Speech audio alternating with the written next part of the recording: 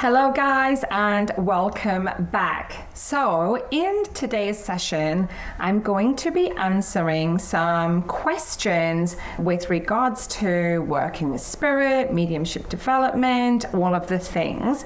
So I thought rather than just answer these questions directly, I would actually just record this segment as a bit of a Q&A.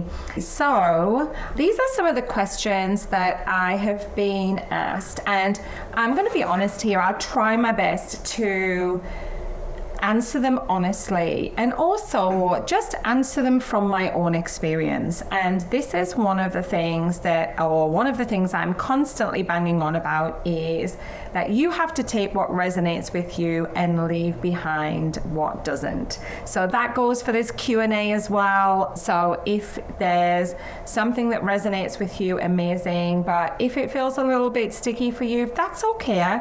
That's all right. Either you may have a different belief, or it might just be that you're just not at the point of being able to integrate what I'm saying right now. And that's very, very normal, right? When we're on this journey, we can only, like anything when we're learning, we can only absorb as much as we can to where we are in our actual journey.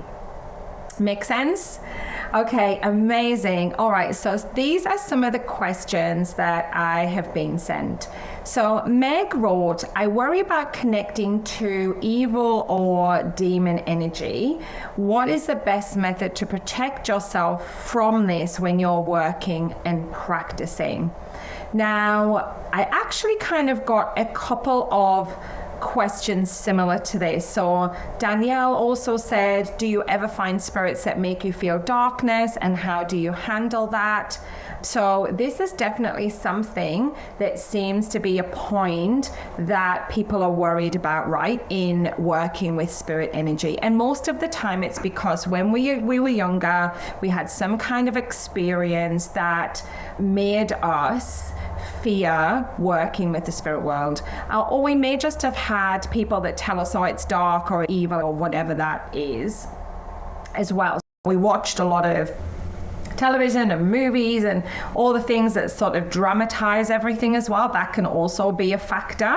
You may have even had an experience or know someone that's had an experience which isn't very pleasant in that realm, because it's not that it doesn't exist, right? We all know that everything has polarity, and the light has to shade with the darkness 100%. So this is my take on it, and what I believe is that fear breeds fear. That's what I believe. And the thing is, if we worry or we have fear around connecting to a darker energy, well then guess what? There's this frequency of then calling in that same energy that you actually want to avoid. It's a little bit like sometimes inadvertently have like called in the thing that we don't really want. And this is the law of attraction, the polarity in that. So when people who have experiences of darker energy, it tends to be those people who are in darker spaces themselves, right? The people who are experiencing that, feeling sometimes of like psychosis, or that there's evil spirits around them and that's causing like things to happen around them. It's generally because they're not in an actually good frequency space themselves, in which case they are matching the frequency of that darker energy. Now, it's all about intention as well. So like when I work with the spirit world, I only ever open myself up. So I have like an on and an off switch when I'm working with spirit, is that when I'm switched on and I open my connection to spirit, I do so in a very specific way of intention. So this is to open the intention to the spirit world to work with those from the highest good, and only those who are in the light and are working for the highest good of the recipient. Or if it's my students, it's we're calling their teams, their people. So that's a couple of things. So it's all intention when you're connecting. The biggest thing I would say is to work on on your switch off and switch on situation, because obviously that is also something, if we're walking around every day fully open to spirit, then that's when that fear can come in, or that's when we have experiences that we don't feel like we're in control of them. So it's scary, right? So it breeds more of that. So my best protection for me is to always work with only anyone of the light in that space, and my intention to only connect to that. It's normal that everybody feels fear, but what we don't realize is in the wanting to not create the fear, we create more fear because that's the thing we're focusing on. So the universe doesn't really know whether you want it doesn't really know the good and the bad. What it knows is where you put your focus. So when you put your focus on something, you get more of the thing that you're focusing on. That's certainly my experience. So it's really about understanding how you work with spirit world, how to switch on and off your connection, working with someone to teach you how to do that, have your boundaries with the spirit world so that you're in control of your experience, because we always want that, right? We don't ever want to give our power away to spirit or to anyone, really. We want to be in control of our experience. Having yourself a really good practice of when you are open and connecting to the spirit world, that you're doing that only from the highest frequency and only working with people who are in the light. You know, there is many people that do work with darker energy or entities and clearing and helping lost souls to pass over to the other side and things like that. There is some people that work in that realm, and certainly if that's something that you're interested in, then I'd say go for it, but also make sure you go for it under the umbrella or the guidance of someone that knows what they're doing. So I hope that answered that question.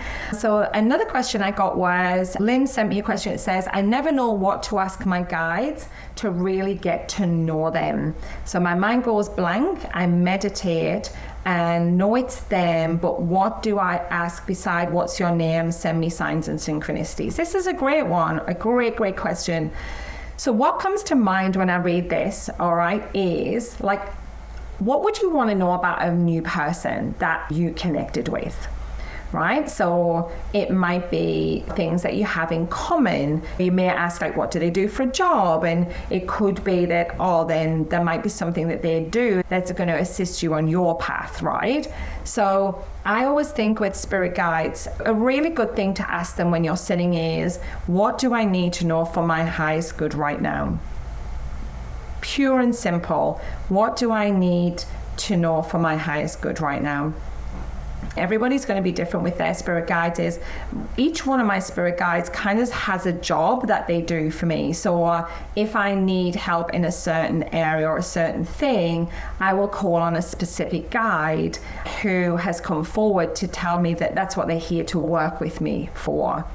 Like one of my guides is quite a young soul, a female soul, and she is quite interesting because I worked with her for quite a while before I actually found out she was my inner child.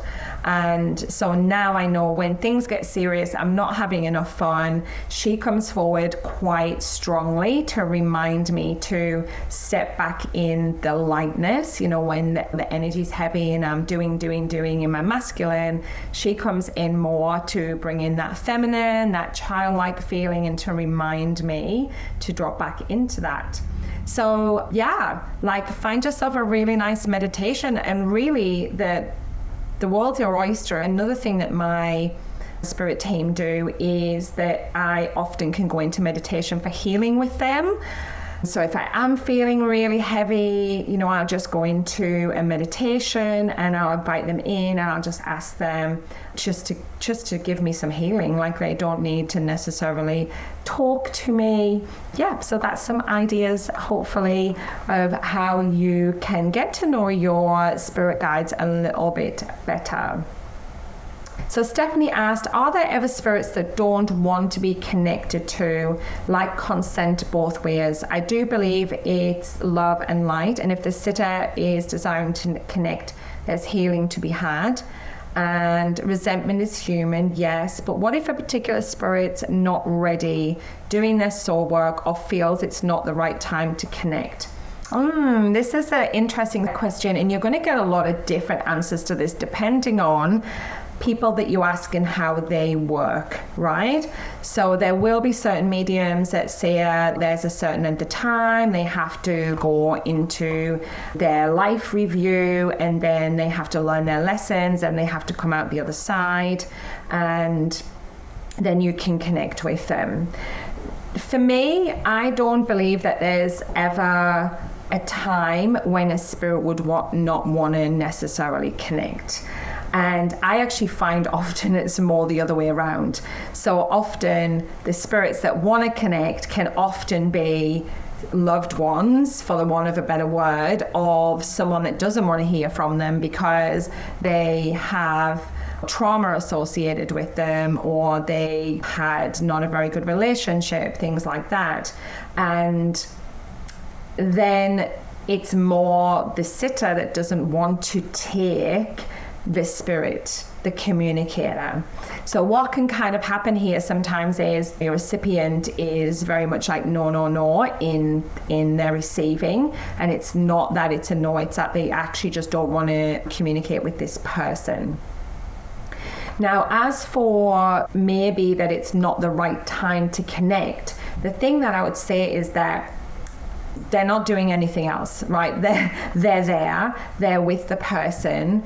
I don't believe the spirit would feel like it's not the right time to connect, because they don't really have, that's like a human-y feeling. And because spirit are pretty much omnipresent, they're all around you, they're with their person, it's more really the medium and whether or not the medium can connect to that particular person. Often what happens here is the medium will connect to someone that maybe is a little bit easier to connect to, or their energy is a little bit easier. So for me, in the way that I teach, it's really always on the medium, the connection. So if we can't connect, we can't get a specific person on the person, then it's work that we need to do as opposed to spirit. Because if you think about it, even if there was a lot of love between the person, or even if there was not so much, there's still healing that needs to be done either way. And as a soul who's then unpacked their crap on the other side, they want to come through and they want to reconcile some of that stuff as well. That's my experience. That's what's happened, certainly in experiences that I've had. I actually did a reading this morning where a lady's adopted father came through, and I kind of said, like, he doesn't have a lot to say. Like, when I was going for message, I was like, he doesn't have a lot to say.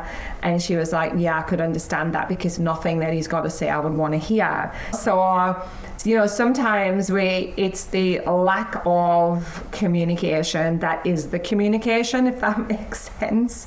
So that's my take on it, Stephanie. And obviously you just have to feel for that yourself. Okay, so Rhonda asked, did you ever encounter, when you were first developing, getting lots of signs and synchronicities, feeling connected, able to connect, get the words drop in, waiting on the other class to develop, and then a long period of silence where you feel disconnected? Okay, so this is interesting, right? The word waiting that you put in here. So what I have definitely found on my journey is that most of the people that I come into contact with have, say, 2 dominant clairs. Okay, and it's very, very different for everyone. So when you actually are able to look at, okay, these are the clairs that I get mainly. So for me, it would be clairsentience and clairaudience is pretty heavy for me when I connect with spirit. And it'll be very different for everybody.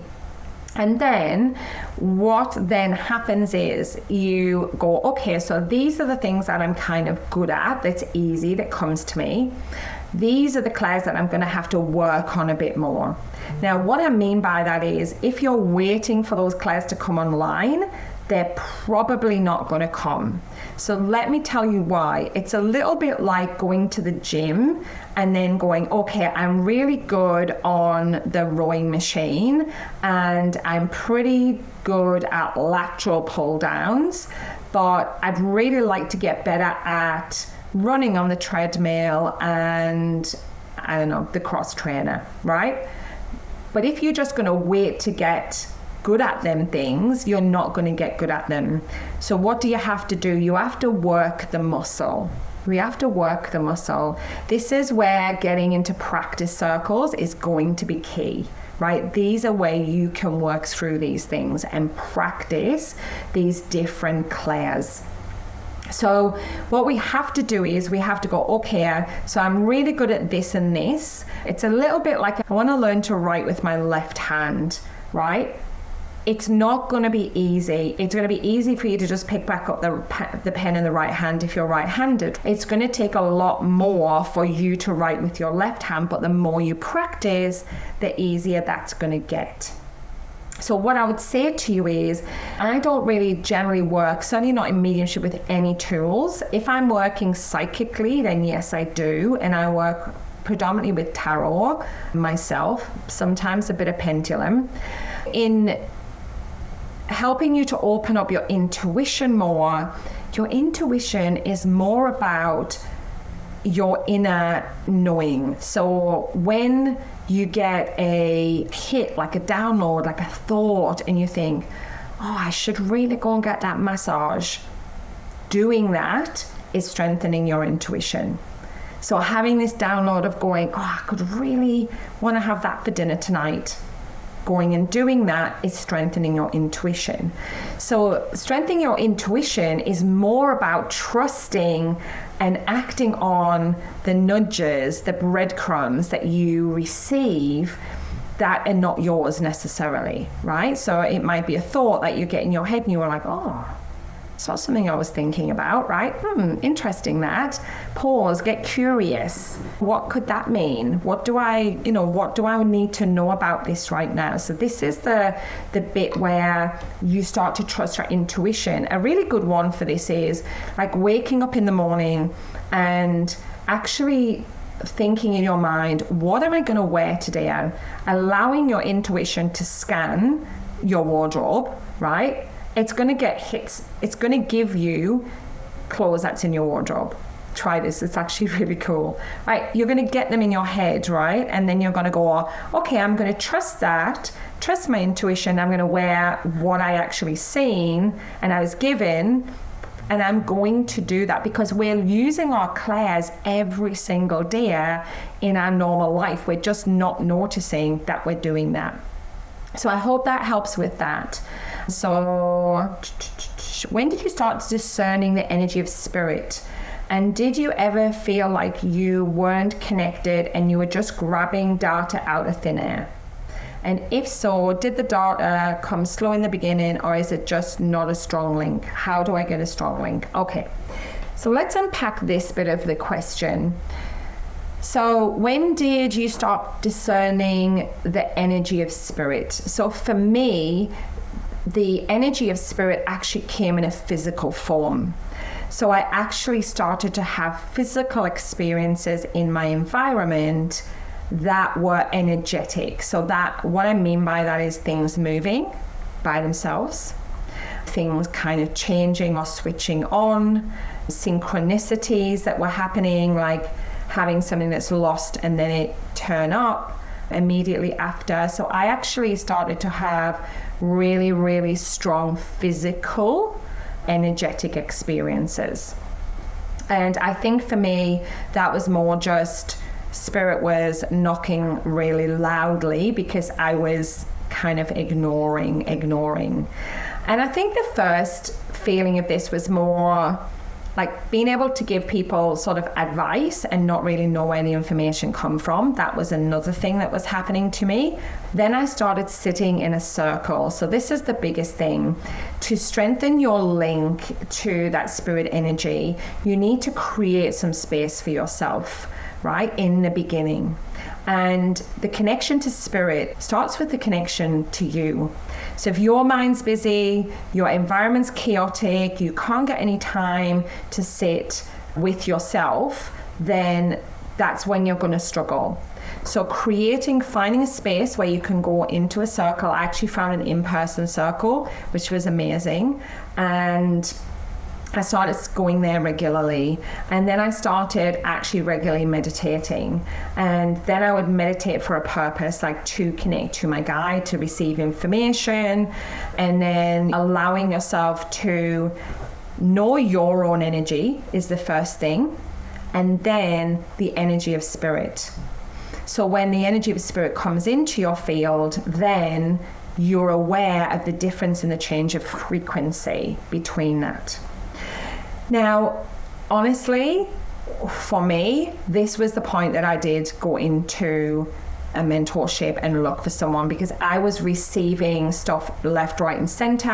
I was channeling people. I didn't know what was happening. I couldn't control it. I couldn't switch it on and off. And I knew at that point was the point where I needed guidance. So I think often we try to get ourselves so far on our own, and then there's a point where we then need to go, okay, I actually need some guidance. Start to practice. That's the biggest thing. Just get in some rooms, get with some people, and just start to practice, because it's a little bit like one of those things that nobody can explain it to you really until you experience it yourself. So I hope that helps Rhonda to answer that question. So Laura asked, how do you protect yourself before reading? Do you find that you're in tune on an empty stomach or a full stomach? Do you do a grounding meditation or anything before reading someone besides prayer? Okay, so for me, Laura, I'm pretty simple in my protection. So my spirit guides pretty much deal with all that for me. So I have all that set in place. So if I'm reading at a market or an expo or something like that, I don't have time to protect my energy, every single person, clear my energy, all of that stuff. I don't have time to do that. So my protection is more about intention. So before I would read, I would just intentionally clear my space, and then I would have my spirit team come in, and then they know what the deal is with me. So I've sat in meditation and sorted that out. That's another thing actually that your spirit team can do with you. You can set up your protection with them so that they've got that covered for you. Tuning in on an empty stomach or a full stomach, to be honest, I've never really noticed this too much. The one thing that I will say is that if you are reading back to back, you need to make sure you're just having breaks in between to fuel your body, because otherwise your energy will deplete and get lower.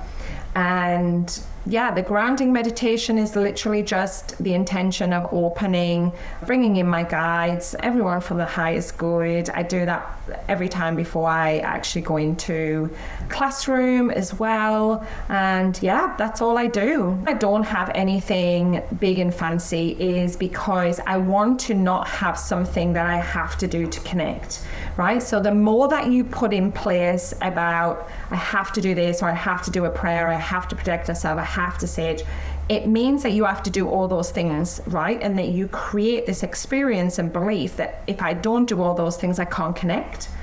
So if you want to do those things, then that's great. Then you do the thing, you do what feels good. But what I want you to know is none of those things you need to do to actually connect with spirit. It's really just about intention. Diana said, do you have a certain time that you are open to spirits, or do you hear spirits whenever they want to speak? I might have touched a little bit on that earlier in this chat.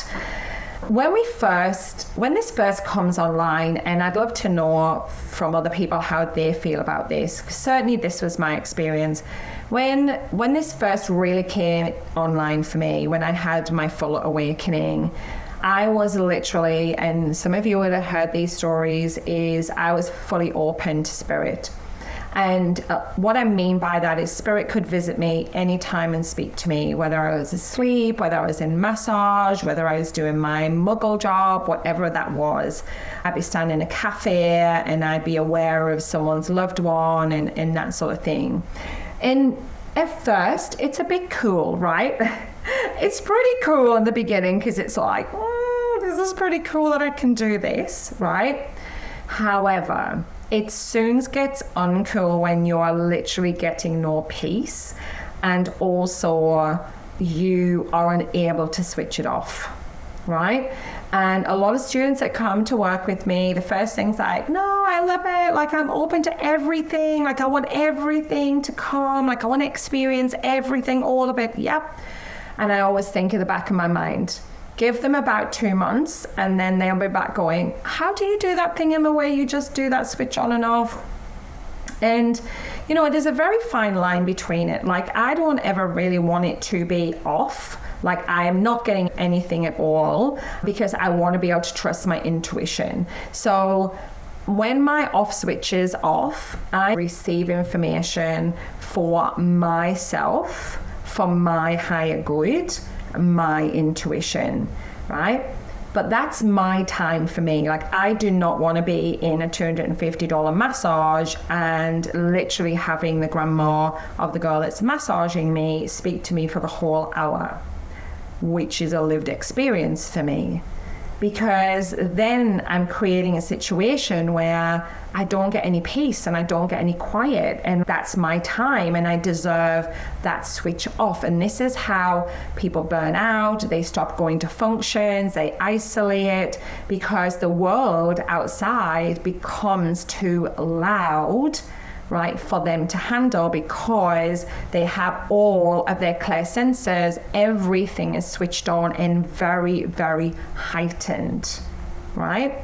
Now, again, I've done both, and I know that I was really struggling to be present as a wife, as a mother. Like, at the time I was a business owner and I was overwhelmed by all of that stuff. Like, my clients would come to my beauty business and I'd automatically have their loved ones and they'd be talking to me. So it become very overwhelming where I really struggled, and I know that many people have shared this same experience with me. And if you have, I would love to know in the comments or send me a message if this is something that's happened to you.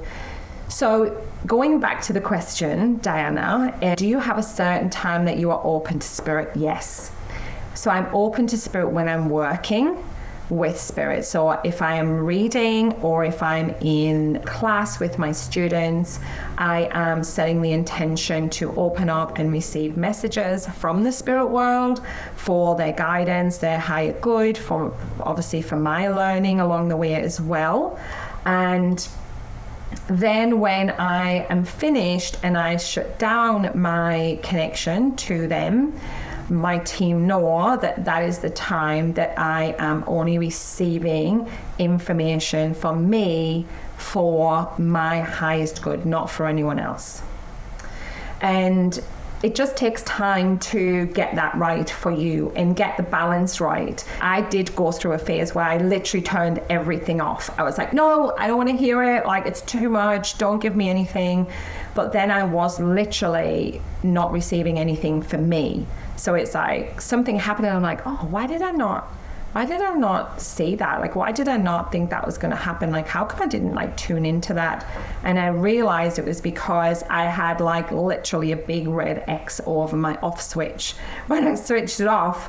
So it was fully closed. So it took me a bit of time, right? And this is trial and error, to find that balance between what do I want to receive and what do I not want to receive, and how do I want to work with spirit. And this is the biggest thing I'm going to finish off here. Your connection to the spirit world is up to you. It's your power. You are in control. Spirit are not in control of you. It is a 50-50 exchange. Sometimes it's a bit more of a different kind of balance, right? Sometimes you need spirit a bit more, sometimes you need them a bit less.